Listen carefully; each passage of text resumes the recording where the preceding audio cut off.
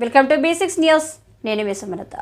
మేడ్చల్ జిల్లా గట్కేసర్ మండల్ అంకుషాపూర్ గ్రామంలో Telangana social welfare residential school and junior కాలేజీలో జోనల్ లెవెల్ సైన్స్ ఫెయిర్ 2023-2024ను TSVREIS సెక్రటరీ నవీన్ నికోలస్ IASతో కలిసి మేడ్చల్ కాంటెస్టెడ్ ఎమ్మెల్యే బీజేపీ రాష్ట్ర కార్యవర్గ సభ్యులు గట్కేసర్ మండల ఎంపీపీ ఏనుగు సుదర్శన్ రెడ్డి సైన్స్ ఫెయిర్ ముగింపు కార్యక్రమంలో పాల్గొన్నారు.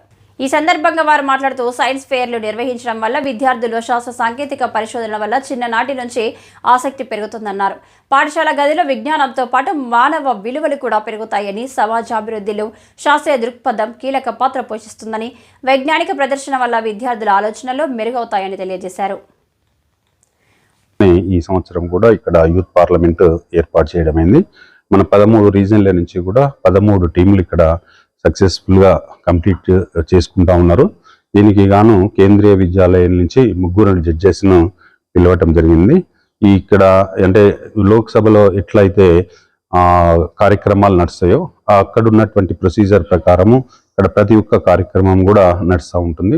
స్పీకర్ మార్షల్తోని స్పీకర్ని తీసుకురావటము, తర్వాత ఇక్కడ అధికార పార్టీ సభ్యులు, తర్వాత ప్రతిపక్ష పార్టీ సభ్యులు ఉంటారు. తర్వాత వాళ్ళు వచ్చిన తర్వాత కూడా మార్షల్ స్పీకర్ని తీసుకొని రావడం జరుగుతుంది. స్పీకర్ ఆహ్వానం పలుకుతూ ఉంటారు. స్పీకర్ ప్రొసీడింగ్స్ తయారు చేసి తర్వాత వాళ్ళకి క్వశ్చన్ అవర్ ఉంటుంది. క్వశ్చన్ అవర్ అయిపోయిన తర్వాత కూడా ఏమైనా బిల్లులు ప్రవేశపెట్టేది ఉంటే బిల్లులు ప్రవేశపెడతా ఉంటారు. తర్వాత ఇక్కడ మనకు ప్రతి లోక్సభలో కూడా ఫారిన్ డెలిగేట్స్ అనేది ఉంటారు. ఆ ఫారిన్ డెలిగేట్స్ కూడా ఇక్కడ ఎట్లా ఉంటారు అన్న దాన్ని కూడా మనము పిల్లలకు అర్థమయ్యేటట్టు ఇక్కడ మనం చూపిస్తాము. తర్వాత ఈ మనకు ఏదైతే బిల్లులు ఉన్నాయో ఆ బిల్లులను ఎట్లా పాస్ చేస్తాము, బిల్లుల్లో ప్రవేశపెట్టిన తర్వాత ఎస్ అనే వాళ్ళు ఎంతమంది, నో అనే వాళ్ళు ఎంతమంది అనేది కూడా క్లియర్గా చూసి బిల్ ఆమోదం పొందితే బిల్ ఆమోదమైందని చెప్పడం జరుగుతుంది. తర్వాత బిల్లును కూడా రూపొందించడానికి అవకాశం ఇస్తారు. తర్వాత ఇది అయిపోయిన తర్వాత కూడా ఇక్కడ ప్రెస్ పీపుల్ ఉంటారు, ఇంటర్నేషనల్ ప్రెస్ పీపుల్ ఈ యూత్ పార్లమెంట్లోనే వాళ్ళు కూడా బిల్ మీద ఈ యొక్క అధికార తర్వాత ప్రతిపక్ష పార్టీ సభ్యుల యొక్క వారి సూచనలు కూడా అంటే వారి వ్యూస్ కూడా తీసుకొని తీసుకుంటా ఉంటారు. ఈ విధంగా ప్రతి అంశం కూడా లోక్సభలో ఈ విధంగా జరుగుతుందో అవన్నీ కూడా పిల్లలకు అర్థమయ్యే తీరుగా, తర్వాత భవిష్యత్తులో కూడా వాళ్ళు రాజకీయంగా పోతే మంచి తనాన్ని ఎట్లా చూపించాలి, ఒక గుడ్ పార్లమెంటేరియన్గా ఎట్లా ఉండాలనేది ఇక్కడ నేర్పుతూ ఉంటాము. దీనికి గాను ఇక్కడ ఏర్పరిచినాము. ఇంట్లో పిల్లలందరూ కూడా చక్కగా పాల్గొనటము మాకు చాలా సంతోషకరంగా ఉంది. Thank you. ఓకే, అందరికీ నమస్కారం అండి. సాంఘిక సంక్షేమ గురుకుల పాఠశాలలు, కళాశాలలు రాష్ట్ర వ్యాప్తంగా మోడల్ యునైటెడ్ నేషన్స్ అనే ఒక వినూత్న కార్యక్రమాన్ని ప్రారంభించి పాఠశాల స్థాయిలో, అదేవిధంగా రీజనల్ లెవెల్లో, అదేవిధంగా స్టేట్ లెవెల్లో కూడా ప్రతి సంవత్సరము మోడల్ యునైటెడ్ నేషన్స్ అనే ఒక వినూత్న కార్యక్రమాన్ని నిర్వహిస్తున్నాయి. దానిలో భాగంగా ఈ సంవత్సరం రెనేజాన్స్ అనే ఒక ప్రోగ్రాం ద్వారా ఆ ప్రోగ్రాంలో భాగంగా మోడల్ యునైటెడ్ నేషన్స్ ఇక్కడ మనము ఈ బుద్వేల్ డిగ్రీ కళాశాలలో మనం నిర్వహిస్తున్నాము. దీనిలో ఈ యొక్క ప్రపంచంలో ఉన్న ముఖ్యమైన సమస్యలు అంతర్జాతీయ సమాజము ఎలా ఎదుర్కోవాలి అనే దాని మీద విద్యార్థులు ఒక్కొక్క దేశానికి ఒక్కొక్క ప్రతినిధిగా ఇక్కడికి వస్తారు. ఇక్కడ మేము 13 రీజియన్స్ ఉన్నాయి మనకు. ఈ 13 రీజియన్స్ నుంచి ఒక 39 మంది బాలబాలికలను అంటే టాపర్స్, ఎవరైతే రీజనల్ లెవెల్లో టాపర్స్ ఉంటారో వాళ్ళని సెలెక్ట్ చేసి ఇక్కడికి తీసుకొచ్చాము. వీరికి మా యొక్క మన్ కోర్ కమిటీ అనేది చక్కటి తర్ఫీదు ఇచ్చింది. అదేవిధంగా వీరు ఆ దేశానికి సంబంధించి ఆ ప్రత్యేకమైన విషయం మీద వాళ్ళ స్టాండ్ ఏంది అనేది ఇక్కడ అంతర్జాతీయ వేదిక అయిన ఈ మన్నులో చెప్పడం జరుగుతుందన్నమాట. అద్భుతమైన సదస్సు అనమాట ఇది. ఈ యొక్క మోడల్ యునైటెడ్ నేషన్స్ అనేది ఈ విద్యార్థుల యొక్క సమగ్ర అభివృద్ధికి ఎంతో కృషి ఉంటుంది. అంటే దీని పాత్ర ఎనలేని పాత్ర. అంటే కేవలము పాఠ్యపుస్తకాలలో ఐక్యరాజ్య సమితి గురించి చదవటమే కాకుండా దానిని అన్వయించుకొని వారే ఆ దేశ ప్రతినిధిగా ఫీల్ అవుతూ ఆ యొక్క దేశం యొక్క విధానాలు వాళ్ళు రీసెర్చ్ చేసేసి ఆ పేపర్స్ ద్వారా సబ్మిట్ చేయడం జరుగుతుంది. ఆ సర్టైన్ ఇష్యూస్ మీద వాళ్ళ యొక్క అభిప్రాయాలు అనేది తెలియజేస్తాయి. మనం ఈ సంవత్సరము ఈ ఇష్యూస్ ఏంటి అనేది మనకి ఇక్కడ వెంకటేశ్వర్లు గారు తెలియజేస్తారు. ఎన్ని దేశాల నుంచి ఇక్కడ ప్రతినిధులు 33 దేశాల నుండి ఉన్నారండి. 3 ఇంటర్నేషనల్ ప్రెస్ ఉంటారు, 3 ఎగ్జిక్యూటివ్ బోర్డు అనమాట. దానిని ఎగ్జిక్యూటివ్ బోర్డు అంటారు. వారు ఈ యొక్క సమావేశాన్ని మొత్తాన్ని కూడా నిర్వహించేది ఆ ముగ్గురు బాలబాలికలు అనమాట. ఒకరు చైర్, ర్యాపో చైర్, అదేవిధంగా వైస్ చైర్ అని ఉంటారు. వారు ఈ సమావేశాలు నిర్వహిస్తారనమాట. ఆ ముగ్గురు ఇంటర్నేషనల్ ప్రెస్ ఆ దేశాల యొక్క వ్యూస్, ఆ దేశాల యొక్క పాలసీకి సంబంధించిన క్వశ్చన్స్ వాళ్ళు international press from Reuters, BBC, CNN నుంచి వారి యొక్క ఎన్కౌంటర్ అనేది ఈ యొక్క దేశాల మీద ఉంటుంది అనమాట. ఈ దేశాలు ఎలా స్పందిస్తుంది అనేది మనము ఈ యొక్క ఐక్యరాజ్య సమితి సమావేశం ముగిసిన తర్వాత ఇంటర్నేషనల్ ప్రెస్ సమావేశం కూడా ఉంటుందన్నమాట.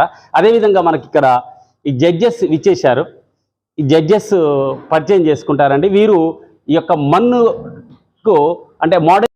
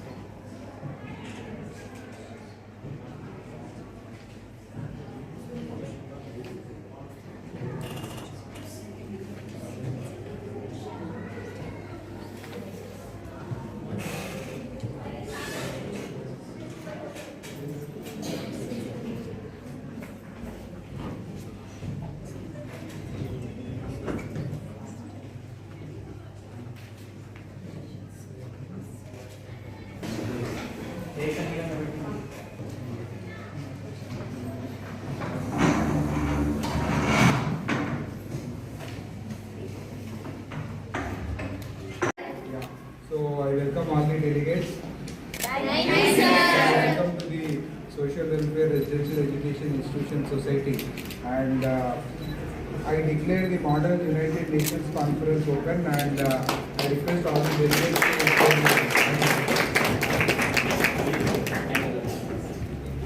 to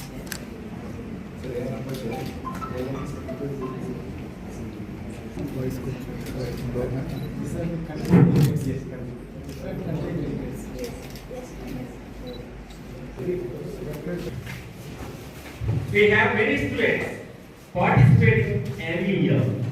We all have one area of alignment is to give personality one. This year at Telangana Social Welfare Institutions, Hyderabad on 10th January 2024. Seeing all of you here is a timely reminder that our origination exists to serve succeeding generations. Coming together is beginning, being together is progress, and working together is success. I am heartened to see such a large and enthusiastic group of young students engaged in global issues. Together, we represent the United Nations as it should be. People from all countries coming. Institutions ఆధ్వర్యంలో 268 schools నడపబడుతున్నాయి. దాంట్లో 30 degree కాలేజీలు.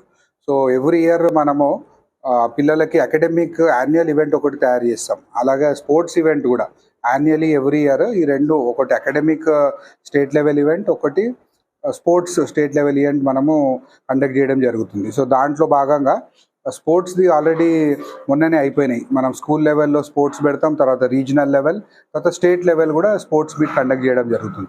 So sports మొన్ననే అయిపోయింది. So అదేవిధంగా academic అంటే SC writing competition, elocution, youth parliament, model United nations, so art craft, ఇలాంటి అన్ని అకాడమిక్ ప్రోగ్రామ్స్ కోసం కూడా స్కూల్ లెవెల్లో ఈవెంట్స్ చేస్తాం. దాని తర్వాత రీజనల్ లెవెల్, దాంట్లో మంచిగా పర్ఫామ్ చేసిన వాళ్ళకి స్టేట్ లెవెల్లో కూడా ఒక యాన్యువల్ అకాడమిక్ ఈవెంట్ మనము కండక్ట్ చేయడం జరుగుతుంది. సో దాంట్లో భాగంగానే ఈరోజు ఇక్కడ ఈ స్కూల్లో annual academic event renaissance programme ఈరోజు ఆర్గనైజ్ చేయడం జరిగింది.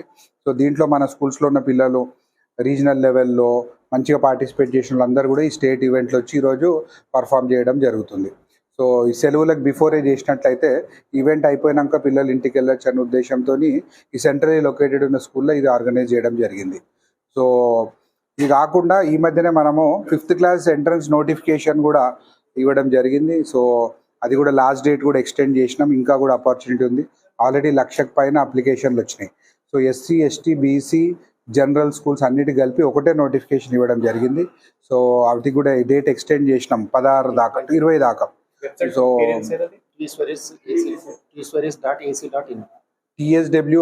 tswreis.ac.in మీరు గూగుల్లో చేస్తే వచ్చేస్తుంది. అండ్ అన్ని పోస్టర్స్ ఇవన్నీ కూడా ఈవెన్ గవర్నమెంట్ ప్రైమరీ స్కూల్స్కి అన్నిటి కూడా పంపడం జరిగింది. సో దాంట్లో కూడా ఆల్రెడీ 1,00,000 పైన అప్లికేషన్లు వచ్చినాయి. డేట్ ఎక్స్టెండ్ చేసినాం కాబట్టి ఇంకా అప్లై చేయని వాళ్ళు కూడా అప్లై చేసుకోవచ్చు. అలాగే మనకు సిఓఈలు కూడా ఉన్నాయి, కాలేజ్ ఆఫ్ ఎక్సలెన్స్లు ఉన్నాయి. అవి కూడా మనము 16 డేట్ దాకా డేట్ ఎక్స్టెండ్ చేసినాం. సిఓఈలు అంటే మనము ఎన్ఐటి నీట్ కోచింగ్ ఇస్తాం. అందులో ఇంటర్లో 10th పాస్ అయిన పిల్లలు అప్లై చేసుకొని 11th, 12th ఇంటర్మీడియట్ విత్ ఏమంటారు ఐఐటి అండ్ నీట్ కోచింగ్ కోసము ఇస్తాము. వాటిది కూడా 16 దాకా డేట్ ఎక్స్టెండ్ చేసినాం. సో ఇది కూడా సేమ్ వెబ్సైట్కి వెళ్ళి పిల్లలు అప్లై చేసుకోవచ్చు. Thank you.